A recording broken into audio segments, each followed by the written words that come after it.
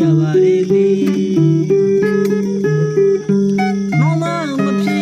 တော့ဆင်းရဲတဲ့ဘဝလေးတစ်ခုပါမင်းတို့ပေးဆက်ဖို့အတွက်တနငွေကြီးတွေမပေးစွမ်းနိုင်တဲ့မောင်ဘဝပါမေ